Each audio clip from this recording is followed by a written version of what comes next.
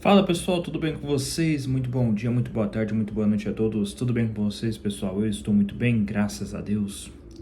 Bom, pessoal, já faz uma semana já, né? Eu fiquei essa semana toda em um repouso, assim, de falar pouco, essas coisas e tal, né? Falei somente na corrida, né, do Grande Prêmio do Canadá. E em um momento lá eu falei, né, de que eu iria falar sobre o Daniel Ricciardo, né? Bom, já passou uma semana, né? Já tô bem melhor, já, graças a Deus, já podemos falar normal, né? E tudo, né? E bom, né? Eu gostaria muito de conversar com vocês sobre a situação do Daniel Ricciardo, né?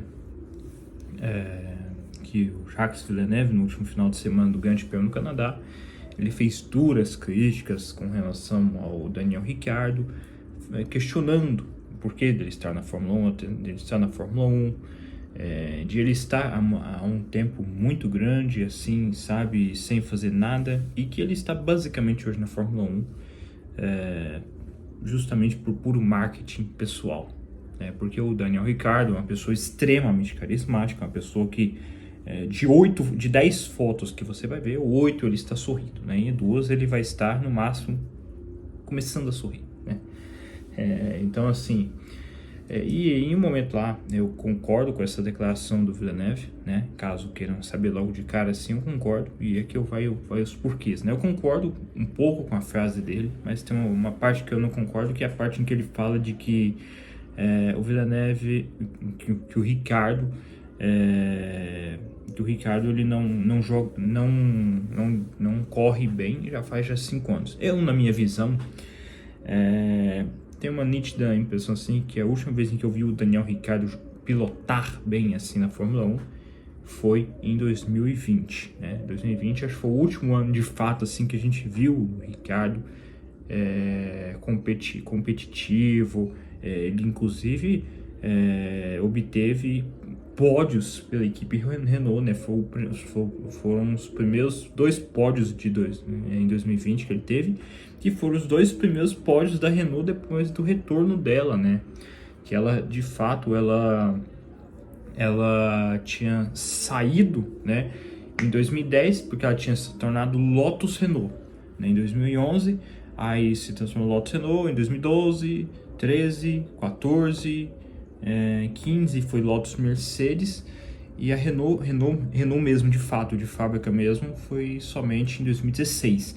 E aí ela só obteve o seu primeiro pódio depois de 5 anos depois, em 2020, justamente com o Daniel Ricciardo, né?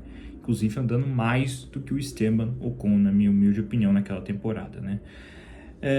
Então assim, acho que para mim o último ano competitivo do Ricciardo, na minha visão, foi 2020, e isso realmente já faz um tempo, já faz 4 anos já de que o Ricciardo desde então tem sido só saco de pancada de seus companheiros de equipes, né? Em 2021, eu diria que ele não vai tão mal assim, ele inclusive vence corridas naquele ano, né?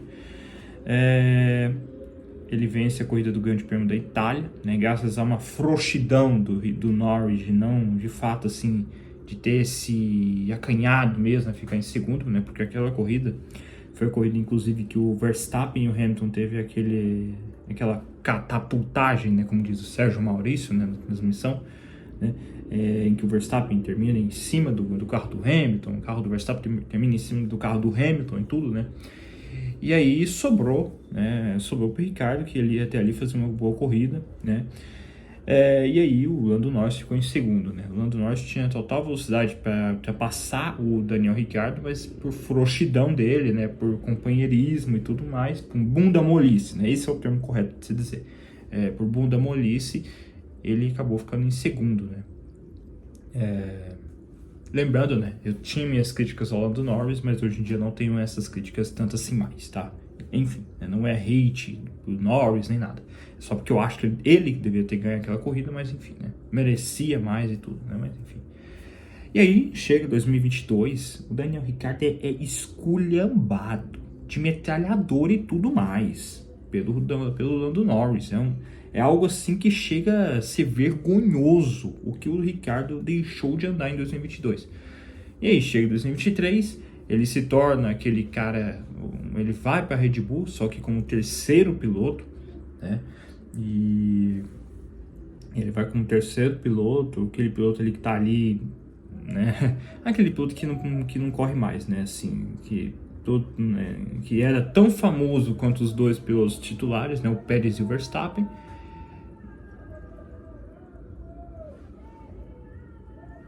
Eu tenho vizinhos loucos, caso não tenham reparado, né? Tem essas aberrações desses vizinhos loucos.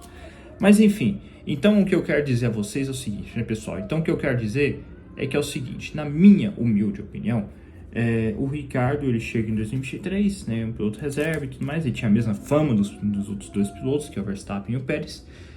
Só que é o seguinte, na minha humilde opinião, ele não tinha condição nem de sequer de estar na Red Bull, na minha visão, né? Mas a Red Bull acolheu ele porque ninguém ali em 2022 queria ele, né? Em 2022 a McLaren prefere o Piastri, né? Que era um novato na época, do que o próprio Ricciardo, né? E aí foi de australiano para australiano, né? Como se diz, né? Mas ele vai como piloto reserva, e aí ele acaba se sendo assim, de que o Nick DeVries consegue ser pior do que ele, né? E ele vai para AlphaTauri em 2023. E aí a gente vê, e aí ele tem problema no pulso, né? No meio da temporada ele tem problema no pulso por um acidente. Eu não digo que é totalmente culpa dele e tudo. Acho que ele poderia ter evitado aquele incidente dele, honestamente, mas é uma questão muito de reflexo, né, cara? Então assim, eu que sentado na minha casinha, com o meu ar-condicionadozinho aqui e tudo mais, né? Um ar-condicionadozinho que às vezes gela até demais, inclusive. É fácil a gente falar que poderia ter evitado, né? Eu acho ali que foi muita ocasião do momento, né? Mas ele fica com as coisas fora. Enquanto isso, o Liam Lawson é quem corre no lugar dele. E o Daniel Ricciardo volta, né? E assim, e aí é o que se pendura até hoje, né? E eu concordo com o Villeneuve nessa questão, porque é o seguinte, porque na minha visão, eu tenho uma teoria do seguinte, na minha visão, existe você ganhar uma batalha, existe você ganhar uma guerra, né? Para mim, esse resultado que ele teve no Canadá agora, foi um 8º lugar, enquanto o Tsunoda nem sequer pontuou e tudo mais, para mim é só uma vitória de batalha, entendeu? Para mim, eu acho assim que eu fico um pouco intrigado assim com esses fãzinhos, que a gente tem que entender que fã de piloto é assim mesmo, né? O fã de piloto, qualquer coisa que aconteça com um piloto de positivo, os caras vão colocar isso com uma estratosfera muito maior do que realmente é. E na minha visão, o cara que só que só pontuou em 3 ocasiões aí, nesses GPs todos até então, desde o GP do... Deixa eu lembrar aqui agora. Acho que é desde o GP dos Estados Unidos do ano passado. Até agora, ele só tem pontuado em algumas ocasiões, enquanto o Tsunoda, que na minha visão vem fazendo um excelentíssimo trabalho, calando a minha boca, porque eu sempre fui muito crítico com o Tsunoda, porque é raivosinho demais no rádio e tudo mais, né? Um leão de rádio, né? Como se diz, né? Um leão de rádio e um gatinho de corrida, né? Como eu gostava de falar bem antigamente. Hoje é o contrário. Eu acho que para mim hoje ele é muito melhor em corrida, em classificação, e acho que vem demonstrando um excelente trabalho. Enquanto isso, muitos quietinhos aí, né? Quando o Ricardo pontua, quando o Ricardo tem alguns lampejos de bons momentos, Daniel Ricciardo está de volta, mas o que, coisa e tal.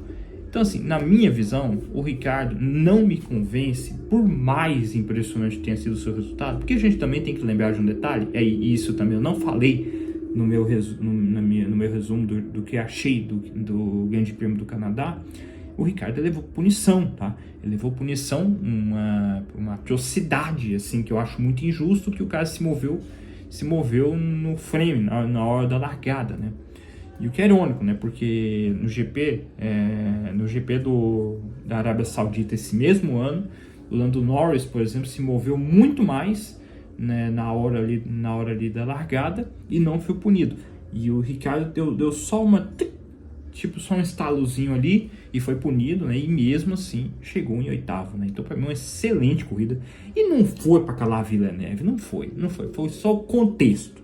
Eu acho que o Villeneuve e eu e muitos outros aí que entendem mais de Fórmula 1 pensa é que é o seguinte, beleza, ele agora fez isso, né? Ele agora calou os críticos. Mas para mim, calar crítico é quando você vence guerra, quando você está constantemente nos pontos, quando você constantemente vence o seu companheiro de equipe, quando você constantemente impõe de que você merece um lugar na equipe principal, que no caso é a Red Bull, e não levar essa garfada nas costas aí da Red Bull, que é a renovação do Pérez, né?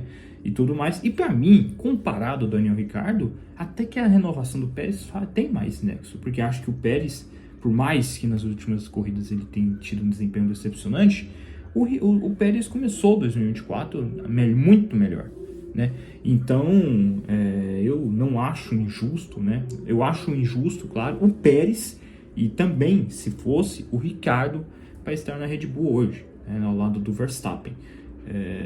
Então, eu acho assim que outros pilotos, como por exemplo, eu já disse isso inclusive em outro vídeo, o Sainz, por exemplo, para mim merecia estar muito mais ao lado do Verstappen hoje do que Pérez e Ricciardo. Então, para mim, se eu concordo ou não concordo, eu concordo com o Villeneuve nessa questão, né, de que acho de que honestamente o Ricciardo ele não pilota bem há muito tempo, né, não é esse tempo todo que ele falou, né, para mim é uns 3, 4 anos aí que não pilota bem, e assim, de nada me surpreende quando eu vejo esses lampejozinhos aí que o Ricciardo faz, dessas batalhazinhas vencidas por ele, né? Para mim, eu gostaria que ele vencesse guerras, como eu já disse, né? De nada adianta vencer batalhas se na hora da guerra ele vai lá e perde, né? Então, é isso que eu particularmente penso sobre o Daniel Ricciardo. Até gostei de ter feito esse vídeo mais no dia e tudo, tinha tentado fazer, só que eu tava sentindo algumas dores aqui na região do dente aqui e tudo, né? Que teve um envolvimento aqui que eu tive de fazer tratamento. Acabei não fazendo esse vídeo.